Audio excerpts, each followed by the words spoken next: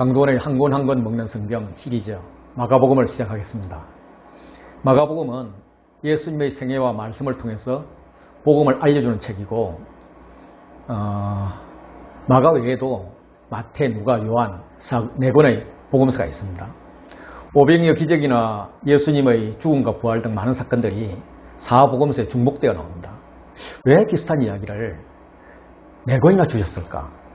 4권을 종합해서 한 권을 모아주면 더 좋지 않을까? 이런 생각도 하게 됩니다. 복음서 연구에 있어서 기독교의 전통적인 방식은 사복음서를 통합하고 서로 다른 부분이 없도록 조화시키고자 하는 그런 접근이었습니다. 이 관점에서 마가복음은 마태나 누가복음을 요약해 놓은 것처럼 보였어요.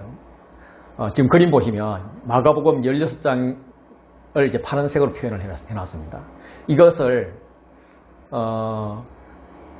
마태복음에 이렇게 가져오면 마가복음 16장에 나오는 사건 거의가 마태복음에 들어가는 거죠. 마가복음의 내용이 마태복음에 얼마나 사용되고 있는지를 파란색으로 표시하다 보니까 여기 하얀 부분 정도가 마태복음에서 사용하지 않는 부분입니다. 다시 말해서 마태복음은 마가복음 내용을 거의 다 포함한다는 것입니다. 누가복음도 마찬가지입니다. 마가복음의 6장 마지막부터 8장 전반부까지를 제외하면 거의 다 사용하고 있습니다. 그래서 마태나 누가복음을 읽으면 마가복음의 내용이 거의 다 있으니까 마가는 읽지 않아도 되겠네? 이런 생각이 들 정도입니다. 그래서 마가복음은 인기가 없었습니다. 18세기의 공간복음 연구에서 마가복음이 마태나 누가복음보다 먼저 기록되었다 하는 마가복음 우선설이 나왔습니다. 대표적인 가설이 스트리트라는 분의 주장인데 물론 이제 증명된 건 아니지만 상당히 타당성이 있어서 많은 학자들의 지지를 받고 있는 내용입니다. 제가 소개할게요. 마가복음이 쓰여졌을 때 Q라는 자료가 있었다. 이거는 예수님에 대한 자료 모음집이었다라고 생각을 합니다. 이제 그냥 Q라고 붙인 것은 이제 독일의 이제 자료라는 뜻이 퀼레인데 거의 첫자일 뿐입니다. 또한 마태가 예루살렘에서 구했던 마태만의 자료가 있었다. 그걸 M 자료로 하고요. 누가가 가이사라 지역에서 수집했던 L 자료가 있습니다. 이제 L은 누가가 이제 영어로는 루크니까 L 자료입니다. 그래서 이 M, Q, L 이 자체가 큰 의미는 없지만 기본적으로 마태복음은 마가복음을 이제 기반으로 하고 그리고 이제 공통 자료인 Q 자료 그리고 마태가 수집했던 M 자료를 가지고 마태복음을 구성했다. 누가복음도 마찬가지로 마가복음의 Q 자료에 L 자료를 가지고 누가복음을 구성했다. 이렇게 보는 겁니다. 그러면 아니 그건 인정하기 어렵지. 예수님 이야기인데 그래도 12사도 중에 한 분이 쓴 마태가 먼저 쓰였겠지. 어떻게 마태가 사도 마태가 마가복음서를 참고해서 복음서를 쓸 수 있어. 사도 자존심이 있지. 이런 견해 때문에 마태복음이 먼저라고 주장하는 분이 지금도 여전히 있습니다. 사실 그게 사실인지도 모르고요. 그렇지만 이제 현대 다수의 학자들은 베드로 사도의 도움을 받아서 혹은 베드로 사도의 지시를 받아서 마가가 복음서를 가장 먼저 썼고 마태와 누가는 예수님 생애 전체를 복음으로 평가한 후에 마가복음의 문학적 구조와 신학을 받아들인 다음에 다시 당시에 공통적으로 사용되었던 Q 자료와 자신들이 수집한 자료를 추가해서 재배치해서 그들의 공동체 신학 그리고 또 신앙에 필요한 복음서를 만들었다라고 생각을 하고 있습니다. 마가복음이 제일 먼저 쓰여졌다는 이런 연구가 있은 후에 마가복음이 이제 존중되었죠. 그동안에 마태에 눌려가지고 마가복음 거의 읽혀지지 않았는데 마가복음에 대한 연구가 굉장히 활발해졌습니다. 그래서 각 복음서에서 소개하는 사건 또 예수님의 말씀도 중요하지만 이걸 통해서 전하고자 하는 하나님의 뜻이 무엇인지에 관심을 더 갖게 되었다는 거죠. 그래서 이런 관점에서 복음서에 사용된 특히 반복돼서 사용된 단어들을 보면 참 재미가 있습니다. 예를 들면 구약에서 예언했던 것을 이루려 함이라 라는 단어가 가장 많이 나오는 복음서가 마태복음입니다. 다시 말해서 마태복음은 독자 유대인들에게 너희가 구약에서 예언했던 메시아가 이렇게 성취되고 있어 라고 말하고 있는 겁니다. 누가복음은 성령이 16번 나와요. 특히 누가복음의 부편격인 사도행전에 나오는 성령 52회를 감안하면 이 누가복음과 사도행전은 완전히 성령이 이끄시는 책입니다. 아마 이것은 로마인들의 입장에서 어떻게 로마 제국의 한쪽 변방에 있는 작은 민족의 종교에서 그 민족의 종교 중에서 메이저가 아닌 마이너 종교가 이렇게 로마 한복판에까지 들어와서 흥왕하는가, 여기에 대해서 상당히 궁금증이 있었을 것 같아요. 이거에 대한 답변으로 성령의 능력과 그 성령님이 관심 갖는 부분이 어딘가, 그래서 예수님께서 성령 인도하심을 받아 잃어버린 자를 찾아왔다라는 것을 말씀하고 있는 것 같습니다.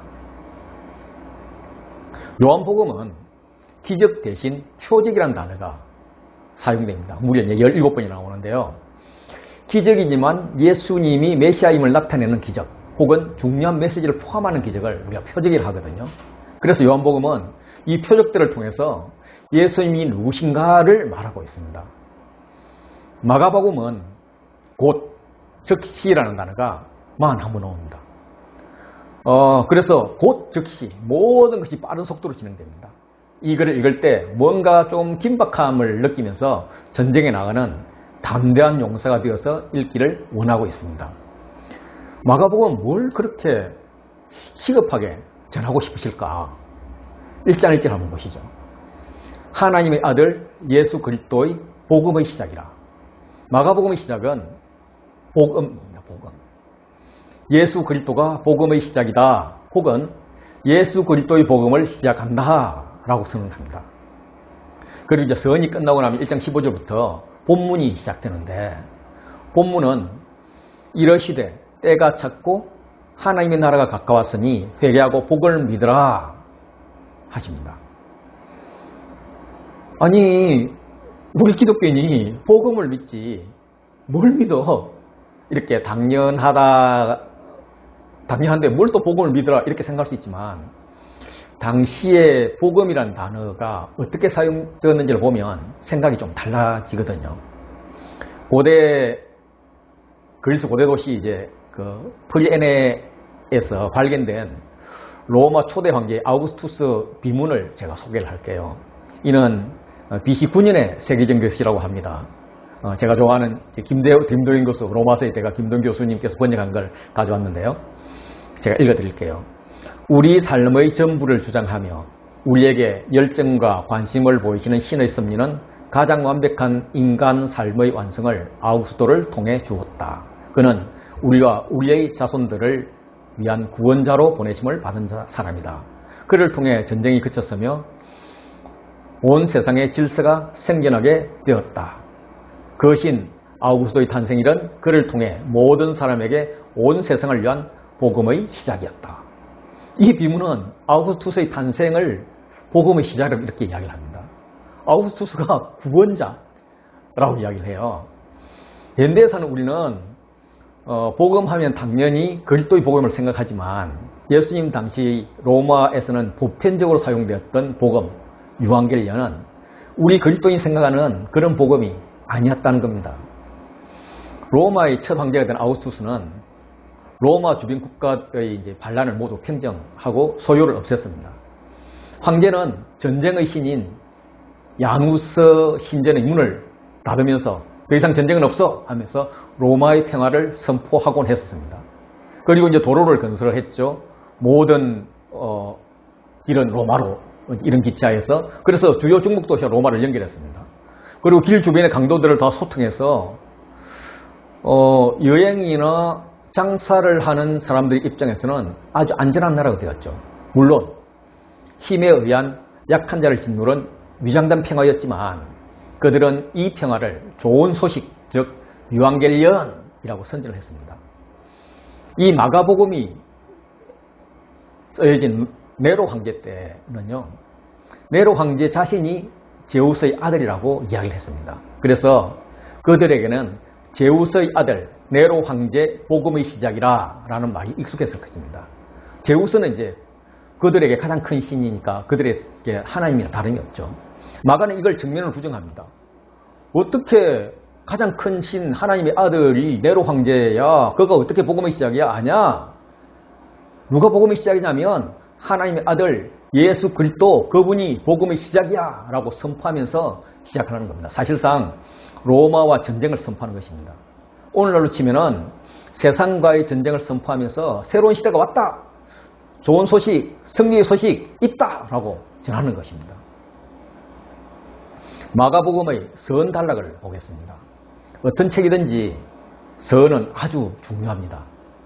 대부분 이제 책을 쓰는 사람은 선을 미리 써놓았든지 구성만 하고 있든지 책을 다 쓴 후에 선 단락을 선 부분을 마지막으로 손을 봅니다.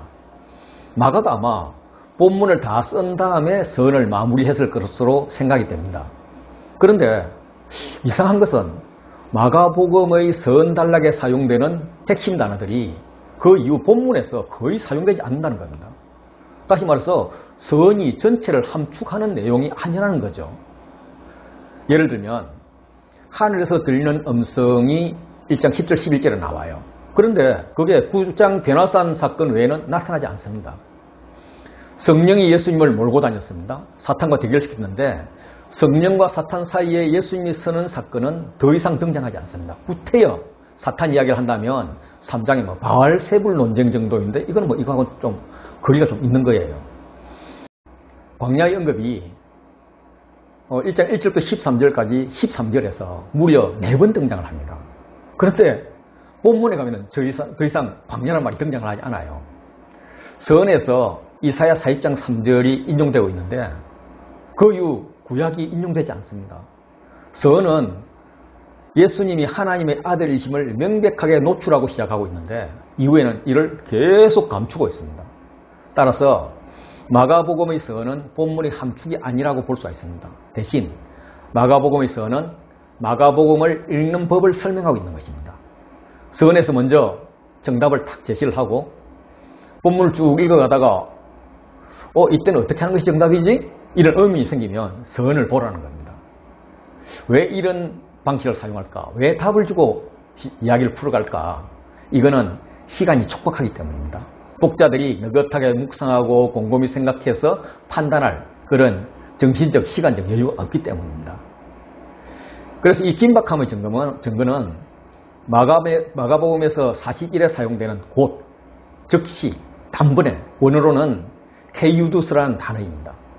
1장 10절에 예수님께서 세례를 받고 물에서 올라오시는데 곧 물에서 올라오실세라고 표현을 합니다. 성령이 곧 예수를 광야로 끌고 갑니다. 곧 그 물을 벌려두고 제자들이 예수님을 따릅니다. 그 이후 곧 부르는데도 곧 부르시니 이렇게 사용을 하고 있을 정도로 곧이 많이 사용이 되고 있습니다. 본문으로 들어가면 예수님이 갈릴리에서부터 이동해서 예루살렘을 가시면서 자신이 걸어갈 길을 보여주십니다. 그리고 예수님 가신 길을 제자들이 쭉 따라가는데 대화를 보면 예수님과 좀 핀트가 맞지 않아요. 그렇게 가기는 가는데 제대로 가는 게 아닌 것 같아요. 결정적으로 예수님이 고난의 길로 들어서니까 요한 외에는 모두 도망가 버립니다. 배신합니다. 그때도 담대히 남아있던 자들이 여자들입니다. 그 여자들이 안식일이 지나니까 예수님께 바르기 위한 향품을 가지고 무덤으로 갔습니다. 그런데 무덤에 문이 열려져 있고 그 안에는 흰옷 입은 청년, 다시 말해서 천사만 남아있습니다. 예수님 시체가 어디 갔지? 시체가 없어진 거는 이제 예수님이 부활했다는 증거잖아요. 그러면 할렐루야 막 기뻐해야 될 텐데 막 어리둥절 하면서 예수님을 찾고 있습니다. 그러다 천사에게 혼이 납니다. 16장 6절을 보면 청년이 이르되 놀라지 말라. 너희가 십자가에서 못 박이신 나사렛 예수를 찾는구나. 그가 살아나셨고 여기 계시지 아니하니라. 보라 그를 두었던 곳이니라. 너희가 예수를 찾는구나. 이거는 뭐냐면 왜 찾느냐? 왜 찾아? 예수님이 이미 부활했다는 거 너희 알고 있고 봐 없는데 예수를 왜 찾아? 여기 찾을 게 아니지. 부활을 기뻐해야지 라고 나무라는 거예요. 그리고 친절하게 예수님이 부활했다는 사실도 알려주면서 제자들과 베드로에게 가서 알려줘라. 그래서 갈릴리에서 찾아뵈라고 그렇게 명령을 합니다. 이렇게 기쁜 소식이 어디 있습니까? 그들은 부활의 현장에 지금 있고요. 살아나셨다는 말씀도 확실히 들었고요. 갈릴리에 가면 뵐 수 있다는 말도 들었는데 여자들은 16장 8절 보시죠. 여자들이 몹시 놀라 떨며 나와 무덤에서 도망하고 무서워하여 아무에게 아무 말도 하지 못하더라. 그들은 할렐루야 기뻐하는 게 아니에요. 몹시 플러스 놀라 플러스 떨며 플러스 도망하며 플러스 무서워하며 플러스 아무에게 아무 말도 하지 못하는 그냥 놀람의 극치를 보여주고 있습니다. 이분들이 누구냐면 남자 제자들보다 훨씬 더 담대했던 여자들이라는 겁니다. 16장 8절이 이렇게 끝나고 9절부터 마지막 20절까지는 성경을 보시면 괄호로 묶어져 있습니다. 괄호로 묶어 놓았습니다. 이거는 16장 9절 이유가 원래 마가복음에 없었다고 추정하는 거예요. 마가복음이 16장 8절에서 썰렁하게 마무리되는 거에 대해서 과거 교회가 신학적, 문학적으로 이해가 안 되는 거예요. 굉장히 불편했던 거예요. 그래서 다른 복음서하고 사도행전을 참고를 해서 첨가한 것이 9절부터 20절일 거다라는 생각을 반영하고 있습니다.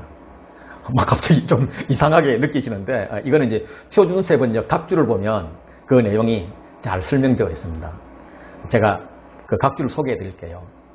번일을 인정받는 대다수 고대 사본들은 8절에서 마가복음서가 끝남, 권위를 인정받는 한 사본은 8절 끝에 짧은 끝맺음을 가지고 있음. 다른 사본들은 짧은 끝맺음과 함께 9부터 20절의 긴 끝맺음도 함께 반영하고 있음. 그러나 다른 고대 사본들 대다수는 8절 뒤에 곧바로 9부터 20절의 긴 끝맺음을 기록하였음. 이렇게 적어놓고 있어요.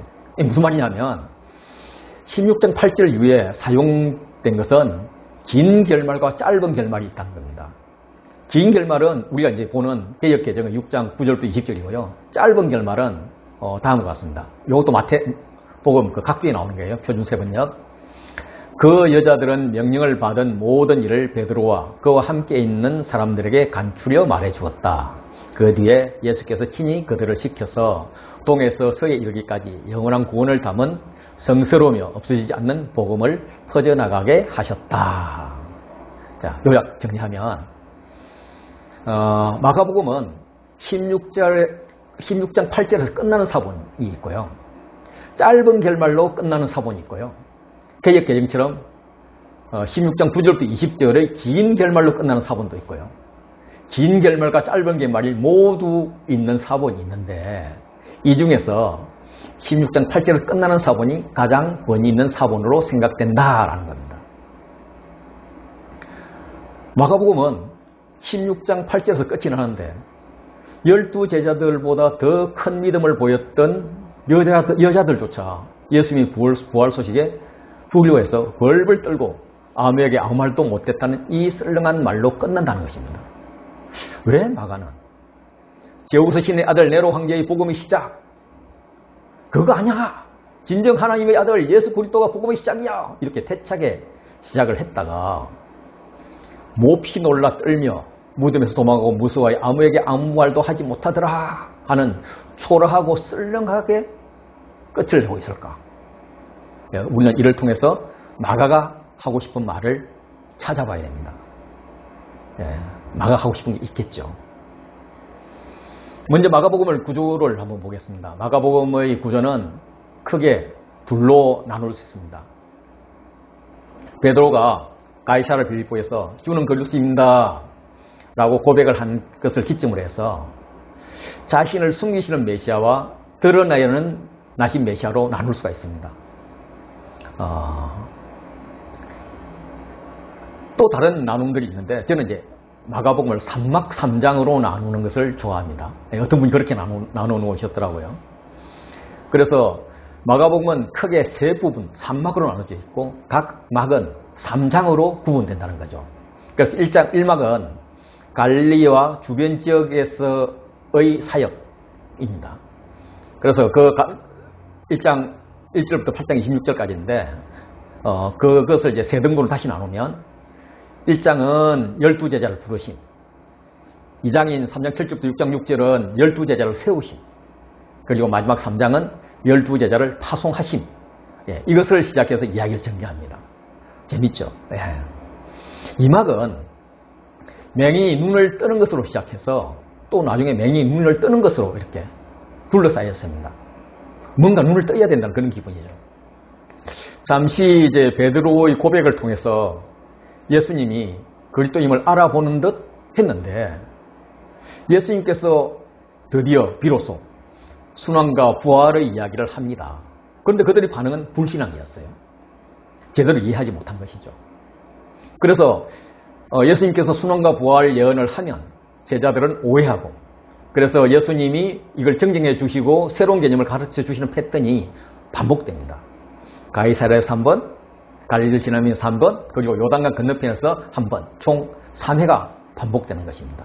이게 예루살렘으로 가는 길에서 일어나는 일들 제2막입니다. 3막에서는 드디어 이제 예루살렘으로 입성하십니다. 죽으러 가시는 거예요. 예루살렘으로 예수님이 입성하시면서 기존의 성전 제사를 다 폐기하고 무화과 나무의 저주와 그 결과를 통해서 예루살렘 미래를 예고하십니다. 그러면서 예루살렘 성전의 파괴 사건과 재림 사건을 이렇게 오버랩시키면서 천지는 없어지겠지만 내 말, 예수님의 말씀은 없어지지 아니하리라. 그러니까 깨어있으라 라고 권면을 하십니다.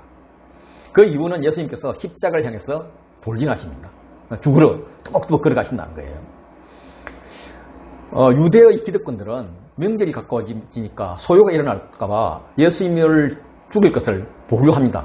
그런데 예수님은 아니야, 보류할 수 없어, 나는 죽어야 돼. 그러면서 죄인인 한 여자가 향유를 머리에 붓는 사건을 통해서 스스로 이거는 죽음을 통해서 성령의 왕으로 기름 부으심이야 하면서 자기 장래를 기념한다고 그렇게 이야기를 합니다. 왕으로 기름 부음을 받아 취해버리는 거예요. 그러면서 이제 유다가 배반으로 죽일 계획을 진행시키게 하고요. 유다가 잘 아는 장소에 가서 잡혀주십니다. 대제사장이 공회 앞에서 예수님을 죽일 증거를 찾아야 되는데 이 증거가 안 나오는 거예요. 그러니까 예수님께서 스스로 내가 하나님의 아들이냐 라면서 신성 모독죄의 증거를 딱 만들어주는 거예요. 그 다음에 이제 빌라도에게 갔습니다. 빌라도에게는 이제 반란죄가 적용돼야 돼요. 그 빌라도가 보니까 어이가 없잖아요. 그런 게 말이 안 되니까. 그래서 당신 제목은 유대인의 왕이라는 것인데 그게 아니지. 난 당신을 죽일 의사가 없어. 이렇게 이야기하면서 유대왕이 아니라는 답변을 유도를 합니다. 그런데 주님은 내 말이 옳도다 하면서 자기 죄를 확정시켜버려요. 그렇게 해서 십자가에 돌아가십니다. 그때 로마 황제를 하나님의 아들이라고 불러야만 했고 또 그렇게 불러왔던 로마의 백부장이 예수님을 향해서 진실로 하나님의 아들이셨습니다 라고 고백합니다. 예수님은 부활하셨고 그를 3번 부인했던 베드로와 제자들을 챙기시고 예수님에게 제자들에게 복음 전파의 사명과 권한들을 위임하고 하늘로 올라가십니다. 이제 이 이야기는 마태나 누가나 요한의 이야기가 서로 크게 다르지 않습니다. 이야기 소재와 줄거리는 비슷합니다. 그런데 마가는 이 3막 3장의 드라마를 통해서 마태나 누가와 다른 무슨 이야기를 하고 싶은 겁니다. 그게 뭘까? 이걸 찾아봐야 되는 거죠. 자, 이 표를 한번 보실까요? 마가복음은 로마 황제의 복음에 정면을 반대하는 예수 그리스도의 복음으로 위풍당당하게 시작합니다. 하나님 아들 예수 그리스도 복음의 시작이라. 독자들은 마가복음을 통해서 예수님이 가신 길과 제자들이 간 길을 보면서 자신들의 길을 선택해야 됩니다. 자, 예수님은 광야를 통과합니다. 그리고 갈릴리에서 제자들을 모으고 길에서 제자들을 양육하면서 예루살렘으로 들어가서 왕이 되고자 합니다. 그런데 그 왕이 되는 게 보좌로 가는 것이 아니라 무덤으로 가시는 거예요. 제자들도 예수님을 따라서 예루살렘을 가는데 뭔가 핀트가 맞지 않는 거예요. 예수님은 뚜벅뚜벅 죽음을 통과해서 무덤으로 가셨지만은 이 우왕좌왕하던 제자들은 예수님이 잡히자 다 도망가 버리는 겁니다. 담대했던 여자들 몇 명만 무덤에 가서 부활 현장을 목격을 했는데, 그런데 독자들의 예상과는 달리 이 믿음의 여걸들이 벌벌 떨며 도망가고 무서워하며 아무 말도 하지 못한다는 겁니다. 복음은 두려움으로 끝이 납니다. 솔직히 말해서 독자들은 12사도에 비하면 더 연약합니다. 독자들의 상황은 예수님께서 돌아가실 때의 상황에 비하면 오히려 더 위험합니다. 이들에게 마가는 12제자의 대표였던 베드로가 전하고자 하는 말씀을 지금 복음서를 통해서, 마가복음을 통해서 전하고 있는 겁니다. 베드로는 예수님을 따라가는 길에서 자신들이 이해하지 못하고 바른 길을 가지 못했던, 어찌 보면 숨기고 싶은 자신들의 수치를 솔직하게 말해주고 있는 겁니다. 사실 베드로와 제자들도 나름 열심히 예수를 따라갔습니다. 예수님이 묻습니다. 내가 떡 5개를 5,000명에 떼어줄 때 조각 몇 바구니를 거두었더냐? 이르되 12이니이다. 제자들의 생각은 12은 정답이 분명합니다. 그런데 예수님이 다시 묻습니다. 정답이 아니라는 거예요. 한 번 더 기회를 준다는 거예요. 20절 보면 또 7개를 4,000명에게 떼어줄 때에 조각 몇 광주를 거두었더냐? 이르시되 7이니이다. 이번에 7이 분명하거든요. 그런데 예수님은 틀렸어 라고 말씀하시는 거예요. 정답을 알고 싶나요? 그럼 1장 서론을 보세요. 예, 당신은 하나님의 아들입니다. 오병이어 사건, 칠병이어 사건을 통해서 나는 당신이 하나님의 아들임을 확실하게 알았습니다 라고 대답하는 게 정답이었는데, 제자들은 지금 그러지 못했다 라고 고백을 하고 있는 겁니다. 예수님께 이렇게 말씀하시죠. 이르시되 아직도 깨닫지 못하느냐? 답답해 죽겠다. 우리 제자들은, 베드로 그렇게 말하는 거예요. 우리 제자들은 이렇게 답답이었어. 그런데 너희들은 답답이가 아니었으면 좋겠어. 아직도 깨닫지 못하느냐? 이런 질책을 받기 전 이야기를 한번 보시죠. 7장의 32절 보면 사람들이 귀 먹고 말 듣는 자를 데리고 예수님께 나아가서 안수하여 주시기를 간구합니다. 예수께서 그 사람을 따로 데리고 무리를 떠나서 손가락으로 양 귀에 넣고 침을 뱉어서 그 혀에 손을 대시며 하늘을 우러러 탄식하시며 그에게 이르시되 에바다 하시니 이는 열리라는 뜻이고, 35절 보면 귀가 열리고 혀가 맺힌 것이 곧 풀려서 말이 분명해졌습니다. 자, 이걸 읽으면 에바다 열려라가 눈에 확 들어오죠. 이 에바다 열려라는 우리가 뭐 이렇게 뭔가 일이 안 풀릴 때 풀려라 뭐 이러면서 열려라 이렇게 선포용으로 많이 사용을 하죠. 그런데 이 이야기를 자체를 읽으면 예수님 그냥 낫게 해주시, 지저분하게 그 뭐 손가락을 가지고 귀에 넣고 뭐 침을 뱉고 그걸 또 뭐 혀에다가 이렇게 대요. 왜 이러실까? 그래도 뭐 나았으니까 뭐 은혜지 뭐 이렇게 넘어가요. 그런데 제가 색칠해 놓은 부분을 주의 깊게 한번 살펴보세요. 자, 32절에 사람들이 간구하거늘, 이게 37절에 사람들이 심히 놀라 이르되랑 대꾸를 이루고 있습니다. 그리고 안쪽으로 들어가서 사람을 따로 데리고 사람을 이제 이렇게 분리를 하는 거죠. 36절에 보면 아무에게도 이러지 말라 이렇게 분리가 됩니다. 그리고 그 안쪽으로 다시 들어오면 귀에 넣고 침을 뱉어 그 혀에 손을 대시며, 그래서 이제 귀와 혀를 이야기를 합니다. 35절 보면 귀가 열리고 혀가 맺힌 것이 곧 풀립니다. 귀와 혀가 이야기되죠. 그리고 가운데 에바다 열리라가 남습니다. 그래서 요 색칠한 요 부분만 떼어내면 교차대꾸 구조가 돼요. 이렇게 해요. 그래서 교차대꾸의 중심에는 에바다 열려라가 있습니다. 이게 강조되는 것입니다. 막 강조는 했는데 뭘 그냥 예수님 그 능력 많으신 분이 그냥 뭐 낫게 해주시면 되지, 뭐 이렇게 눈짓만 해도 나갈 텐데 뭘 이렇게 탄식하며 애타며 열려라 뭐 이렇게 외치실 필요가 있을까? 이걸 이렇게 강조하시나 이런 생각이 듭니다. 그런데 이제 이런 것을 좀 더 큰 폭에서 문맥을 보면 조금 더 이해가 잘 돼요. 그래서 조금 더 앞으로 가서 문맥을 보도록 하겠습니다. 6장 7절부터 한번 보시면 6장 7절부터 13절까지는 12제자를 둘씩 파송하시는 부분입니다. 그래서 여행을 위해서 지팡이 외에는 양식이나 배낭이나 전대의 돈이나 아무것도 가지지 말라. 10만 신고 두벌 옷도 가지지 말라. 이러면서 이제 제자도를 가르쳐요. 가르치는 제자도가 이제 굶어 죽기 딱 맞는 가르침입니다. 이제 먹고 사는 문제, 떡 이야기인 거죠. 이어서 16, 17절부터 헤롯의 잔치 이야기가 나옵니다. 잔치 이야기니까 당연히 먹을 것이 있겠죠. 떡 이야기입니다. 그리고 오병이어 이야기도 떡 이야기입니다. 7장에 가면 예루살렘에서 무언가를 조사하러 바리새인과 서기관들이 왔습니다. 와가지고 예수님을 보고 꼬투리를 잡기 시작하죠. 그래서 제자들이 씻지 않는 손으로 떡을 먹는 걸 보니까 시비를 겁니다. 예, 떡 이야기, 먹는 문제 이야기예요.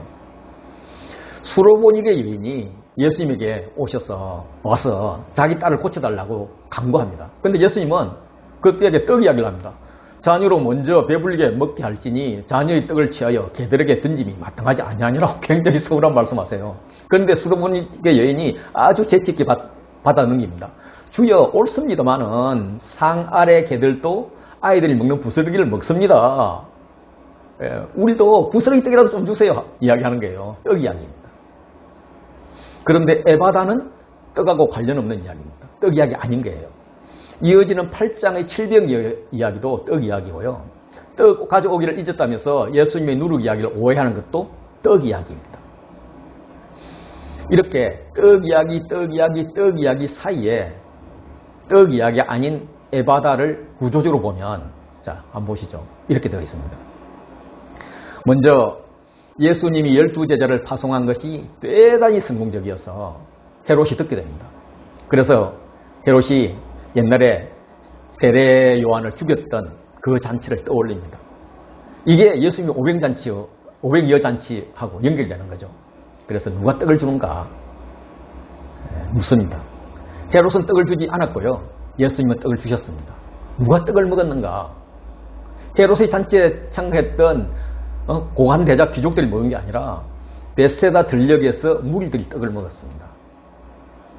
그 이야기를 이어서 이제 교차듣구 구조로 이야기를 하는데,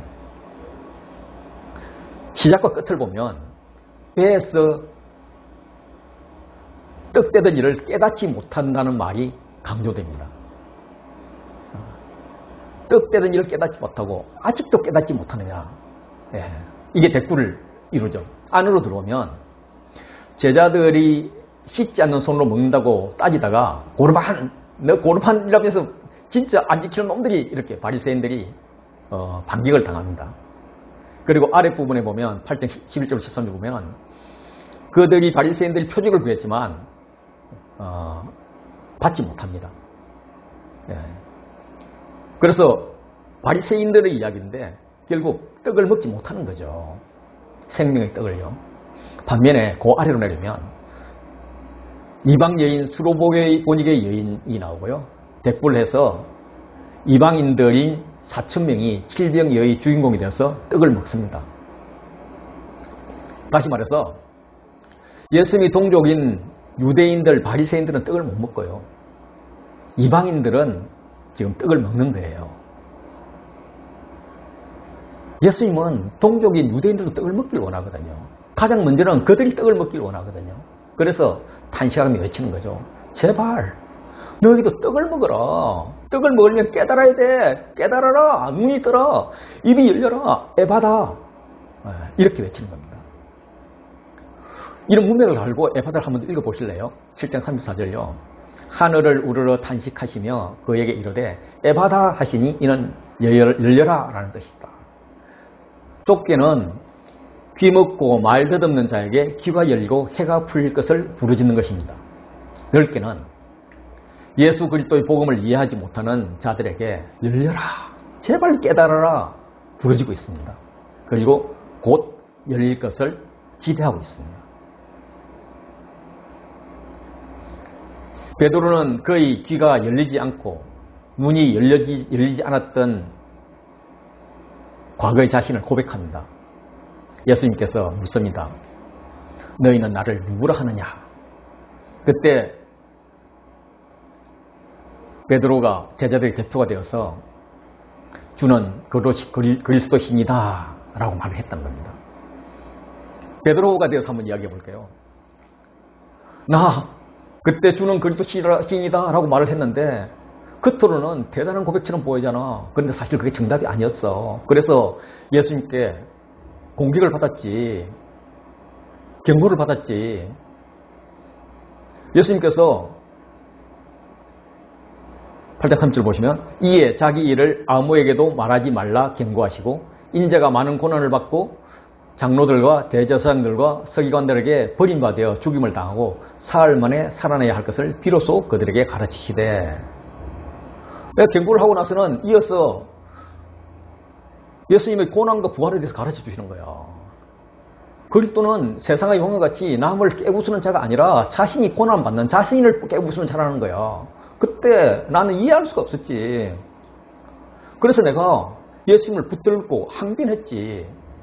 32절 보시죠. 드러내놓고 이 말씀을 하시니 베드로가 예수를 붙들고 항변하며 이거는 좋은 말로 항변이지 사실은 예수 당신은 틀렸어 하며 막 꾸짖는 거랑 마찬가지입니다. 여기까지 따라온 우리 입장은 생각지도 않고 죽겠다는 겁니까? 막 이렇게 따지는 거예요.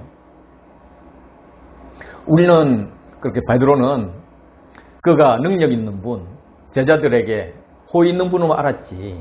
그래서 그 힘을 의지해서 헤롯과 로마를 몰아내고 정치적으로 독립을 쟁취해서 막 우리 제자들은 독립가의 막 장관이 될 걸 기대했지. 그때 몰라도 너무 몰랐어. 우리 예수님이 하나님 아들, 하나님 자신이신 것을 몰랐던 거야. 그래서 세상의 방법들을 생각했던 거지. 그런데 너희는 알았으면 좋겠어. 이렇게 마가는 베드로의 이야기를 이런 식으로 지금 기술하고 있는 겁니다. 마가복음은 서론에서부터 예수님은 하나님의 아들이라고 정답을 주고 시작합니다. 예수님이 세례를 받을 때 성부 하나님도 예수님이 사랑하는 아들이라고 알려줍니다. 귀신들도 잘 알고 있어요. 예수님의 갈 사역을 방해하면서 2번이나 하나님의 아들이라고 떠들어댑니다. 그래서 사람들이 뒤에 바알세불, 즉 귀신의 여왕이라고 오해까지 하게 됩니다. 그런데 제자들은 아무도 하나님의 아들이라고 말하지 않습니다. 예수님은 다른 사람들은 몰라도 제자들은 자신이 하나님의 아들임을 먼저 알고 다른 사람에게 전하는 것을 원했을 겁니다. 그런데 그들은 끝까지 이런 고백을 하지 않습니다. 오히려 예수님을 십자가에 죽인 그 로마 군인들, 그들이 고백을 합니다. 로마 군인들은 자신들의 황제를 하나님, 즉 제우스 신의 아들이라고 불렀습니다. 그런데 예수님 죽는 장면을 보면서 그 죽는 장면 이후 일어난 현상을 보면서 진짜 하나님의 아들은 예수님 당신이었군요. 이 사람은 진실로 하나님의 아들이었도다 라고 고백을 하는 겁니다. 그래서 이제 독자들에게 묻습니다.